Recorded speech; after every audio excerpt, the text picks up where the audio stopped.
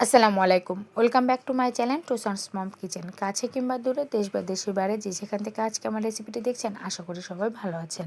আজকে আপনাদের তৈরি করে দেখাচ্ছি একদম ঘরোয়া মশলায় বেশি মজার লেয়ার মুরগি ভুনা। লেয়ার মুরগি ভুনা তৈরি করার জন্য আমি চুলায় একটি হাঁড়ি বসিয়ে 1/3 কাপ তেল দিয়েছি। এখন দিয়ে দিচ্ছি 1 কাপ পেঁয়াজ কুচি, আস্ত গরম মশলা হাফ চা চামচ, আস্ত জিরা, 15 থেকে 20টি কাঁচামরিচ।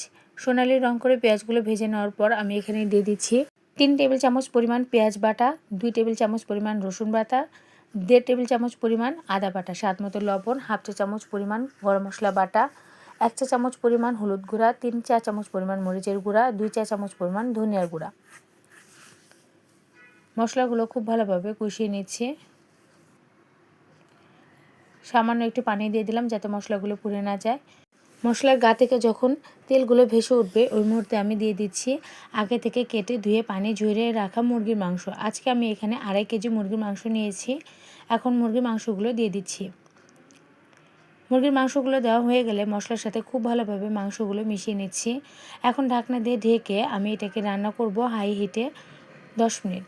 10 মিনিট পর ঢাকনাটা উঠিয়ে আবারও একবার সব কিছু মিশিয়ে নিচ্ছি। এখন চুলার আঁচ লোতে রেখে আমি এটাকে 30 মিনিট পর্যন্ত কষিয়ে নিব। মাঝে মাঝে একটু নেড়ে দিব।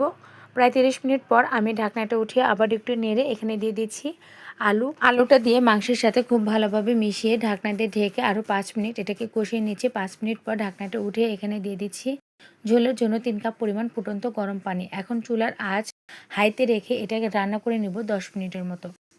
প্রায় 10 মিনিট পর ঢাকনাটা উঠে এখানে দিয়ে দিচ্ছি 1 চা চামচ পরিমাণ ভাজা জিরে গুঁড়া। ব্যাস তৈরি হয়ে গেল অসম্ভব মজাদার ঘরোয়া মশলায় লেয়ার মুরগি ভুনা।